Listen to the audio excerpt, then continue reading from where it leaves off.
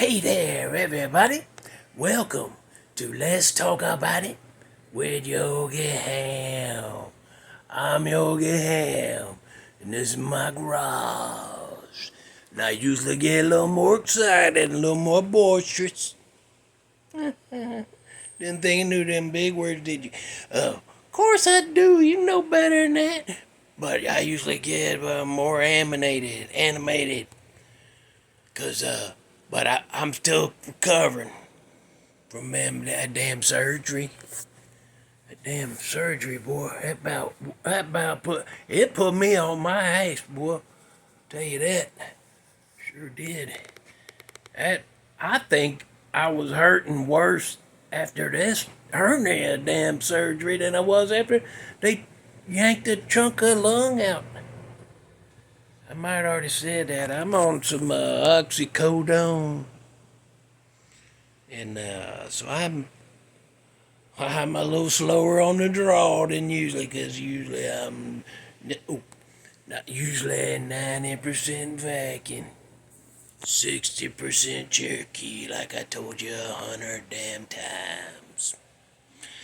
But I'm still all that, but I'm a little slower because I'm on them meds, and my whole damn abdomen hurts. My abdomen. From left to the right side, straight across, from nipples down to groin. I wonder if I get in trouble saying groin on the YouTube. Probably. Anyhow, it's daytime. Look how daytime it is out there. It's chilly out there, boy. I got it up. What is it in there? I got it up 72 up in here. It's about 50 something out there. Let's go out there for a second. It's raining. Been raining. Look at that, raining all damn day. Remember back when I first started this channel? Those of you who've been with us the whole time. Remember back then? Ooh, it's chilly out here. More back in there. Toasty in the garage. Look at that, boy. 72 damn degrees. Comfortable just like that. But remember when I first started making these? It raining every damn day, every damn night. And I was filming it, and then there's one time, tree limb back over there. The wind was so strong, knocked it out of my neighbor's tree, come down and hit my neighbor. I got a 2-year-old damn fence, cracked it. Remember that? I caught it on tape but didn't see it, because it happened like right over there, and I was looking right there, and it fell. Like 2 days later, I saw that video, and I'm like, oh, damn, I caught that. But there's another limb on her damn tree. That tree, every year, it loses some big part. It's usually it's usually in her yard where it come down. But the next one is coming. It's going to come down in my yard, and it's at an angle where it's going to take out like 3 damn panels. I probably done told you about this. I'm sure I have. But, anyway, here's what's going on. Anyway, I talked to the damn attorney, and there ain't nothing I can do. That's when it fell in my yard, it became my problem. But I'm like, it didn't even fall in my yard. It fell on my fence, cracked it, and then fell in my other neighbor's yard. Never even came into my yard. But that's, oh well. And the same with that one hanging. That one hanging right now. If it comes down, takes out my fence, that's my damn problem. And I'm like, how is that? It's her damn tree. I don't know. That's what he told me, so that's what I gotta live with. We're gonna tell a ghost story. Usually I wait till it's dark in here. And I get it good and dark. But I got a feeling by the time in a couple hours I'm gonna be sitting down my ass in that recliner with my dogs on each side, and I'm gonna be done for the day, so we're doing it now. So, okay, I'm gonna tell you a story I'm gonna tell you something that happened, something I was involved with, and I'm gonna tell you the story of that place we was at.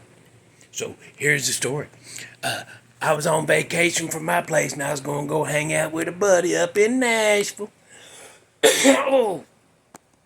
So I got up there, and we was like, what we gonna do? What we gonna do this weekend? And he's like, well, he said, I tell you what, why don't we go on to another trip? go on up into Kentucky, which is where he's from. And I was like, all right. He said, we'll stay at my parents' house. And I was like, all right. I was about 30, I think, when this happened. But here, so we get there, right?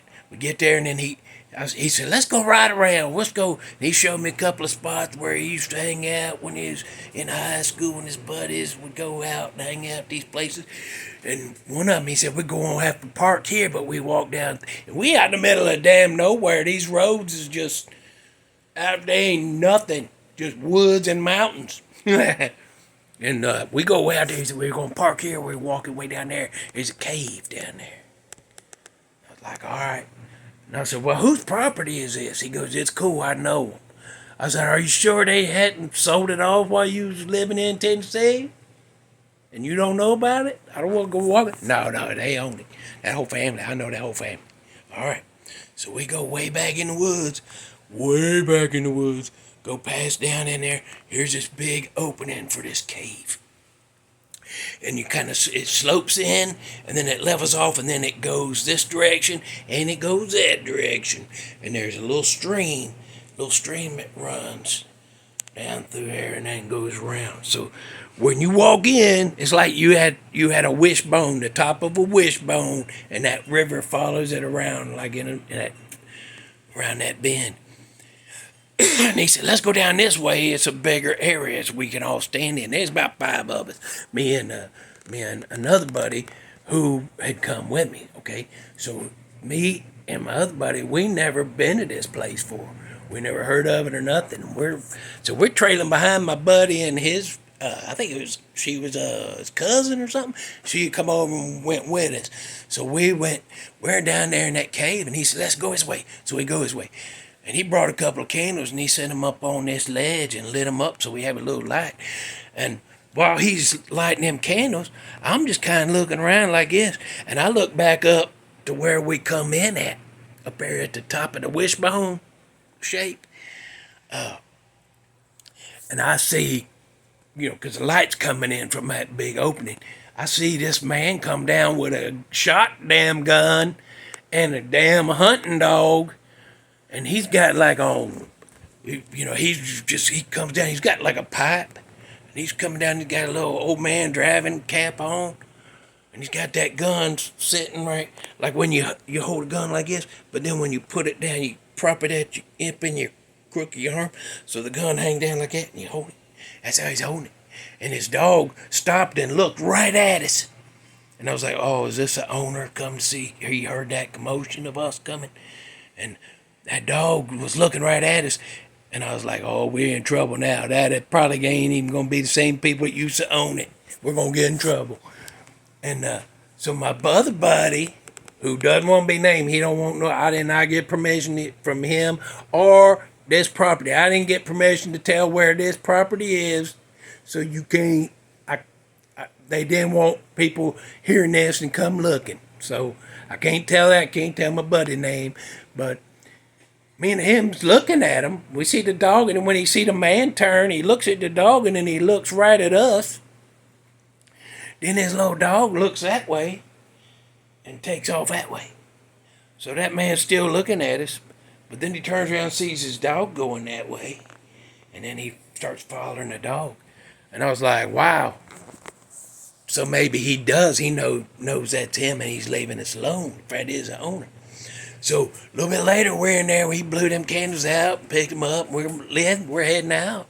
And just before we get up to the front, here comes this couple of fellers, and they're all armed up, and they're looking mad. And I'm like, oh shit! And so they go. They see me and my buddy first. They don't see the guy they know because he's behind us a little bit. And we just kind of like, hey. And they stop like in an angry stance, like, what are you doing? And my buddy comes up and goes, oh, hey, and I can't say no names, but my buddy that knew them people, come up and saw them. So it's all good. Everything all good. And they introduced us, and this is the owner of the property. And I said, oh, I thought that other fella was the owner that come in here. And they was like, who? And I said, this guy come in with his dog. He had a shotgun. And he had a hunting dog, or a coon dog, And they all just look at me like that, and they said, what was he wearing? And I look at my buddy, and he goes, what did he have? How was he dressed? I told him, bib overalls. He had him a little old man driving hat, little lightweight coat jacket thing, and what the dog looked like. I told him what the dog. They said, you just saw a freaking ghost. And my buddy who brought us there, he's madder than the hell at me. He said, I've been coming here since I was 14-year-old trying to catch a glimpse of that old man. And I was like, what are y'all talking about? So they tell me, okay, this guy escaped from escaped from jail down in Alabama. And he croaks the guard and takes his gun and hops on a train, runs through the streets, gets to the train yard, hops a train. And somewheres around in Kentucky, I can't tell you where, as they coming up on a station, the train starts slowing down. And this fella right there in the back is all caught right. He jumps out, takes off north. Well, up north is that feller's property, that property that we was on. It belonged to somebody else then. Because this was like in the 50s, like 54 or something like that. So that feller who owned the property was in town, and the state police showed up and wouldn't let the train leave, searching the train. And that guy's like, what's going on? They said, well, the guy escaped from jail in Alabama, and they're thinking he might have caught a train, but they're searching it and he ain't on there.